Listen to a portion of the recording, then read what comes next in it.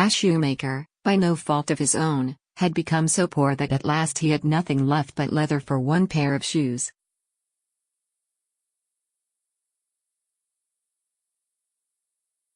So in the evening, he cut out the shoes which he wished to begin to make the next morning, and as he had a good conscience, he lay down quietly in his bed, commended himself to God, and fell asleep.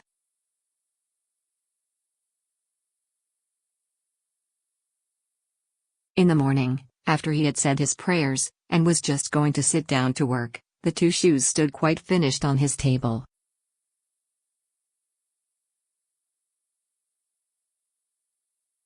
He was astounded, and knew not what to say to it.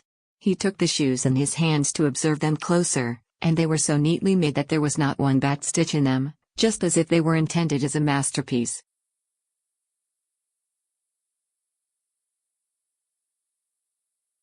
Soon after, a buyer came in, and as the shoes pleased him so well, he paid more for them than was customary, and, with the money, the shoemaker was able to purchase leather for 2 pairs of shoes.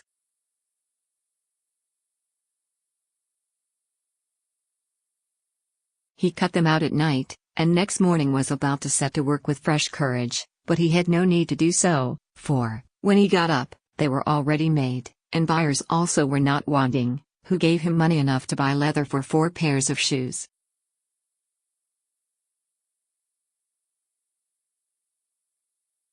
The following morning, too, he found the 4 pairs made, and so it went on constantly. What he cut out in the evening was finished by the morning, so that he soon had his honest independence again, and at last became a wealthy man.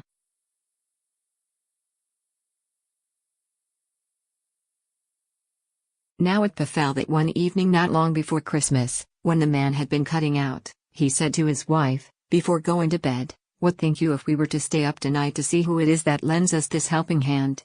The woman liked the idea, and lighted a candle, and then they hid themselves in a corner of the room, behind some clothes which were hanging up there, and watched.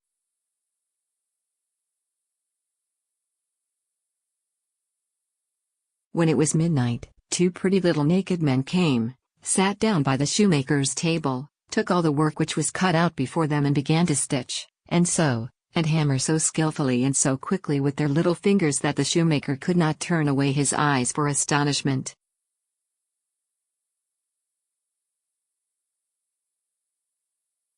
They did not stop until all was done, and stood finished on the table, and they ran quickly away.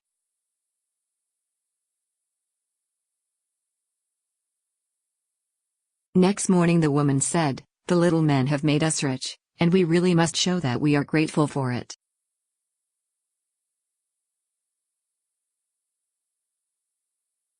They run about so, and have nothing on, and must be cold.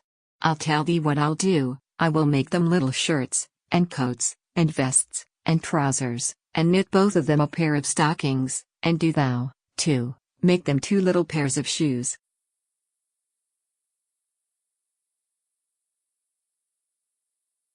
The man said, "I shall be very glad to do it," and one night, when everything was ready, they laid their presents all together on a table instead of the cut-out work, and then concealed themselves to see how the little men would behave.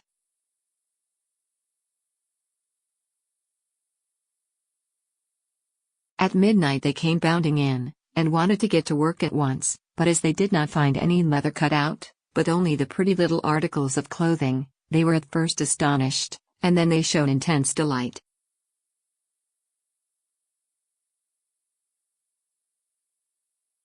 They dressed themselves with the greatest rapidity, putting the pretty clothes on, and singing, "Now we are boys so fine to see, why should we longer cobblers be?" Then they danced and skipped and leapt over chairs and benches.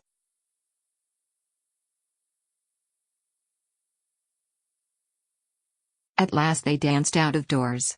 From that time forth they came no more, but as long as the shoemaker lived all went well with him, and all his undertakings prospered.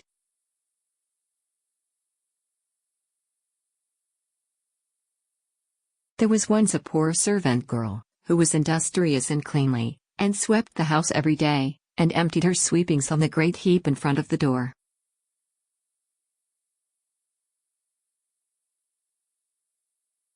One morning when she was just going back to her work, She found a letter on this heap, and she could not read. She put her broom in the corner, and took the letter to her master and mistress, and behold, it was an invitation from the elves, who asked the girl to hold a child for them at its christening.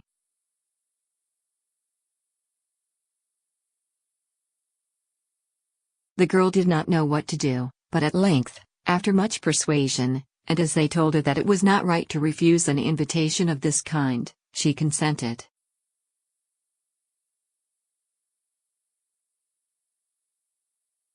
Then 3 elves came and conducted her to a hollow mountain, where the little folks lived.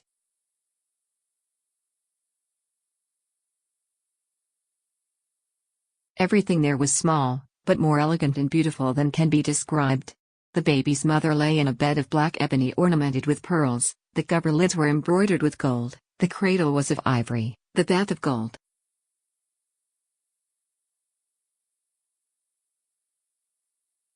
The girl stood as godmother, and then wanted to go home again, but the little elves urgently entreated her to stay 3 days with them.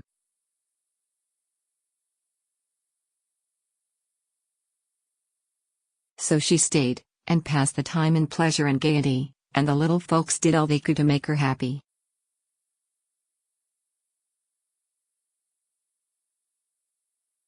At last she set out on her way home. Then first they filled her pockets quite full of money, and after that they let her out of the mountain again.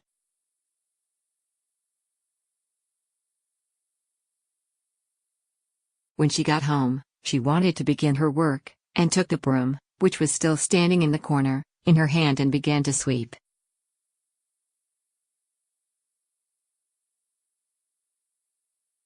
Then some strangers came out of the house, who asked her who she was, and what business she had there.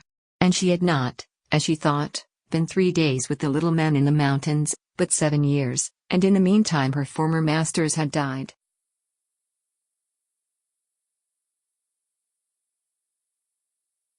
A certain mother's child had been taken away out of its cradle by the elves, and a changeling with a large head and staring eyes, which would do nothing but eat and drink, laid in its place.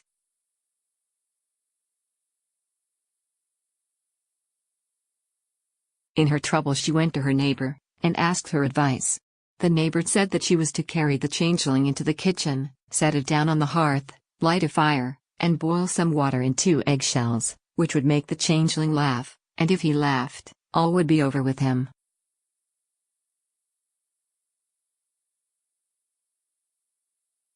The woman did everything that her neighbor bade her. When she put the eggshells with water on the fire, the imp said, "I am as old now as the Wester forest, but never yet have I seen anyone boil anything in an eggshell." And he began to laugh at it.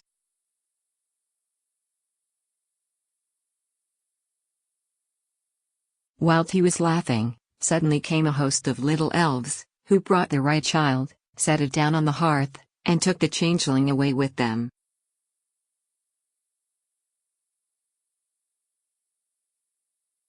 Create a library and add your favorite stories. Get started by clicking the Add button.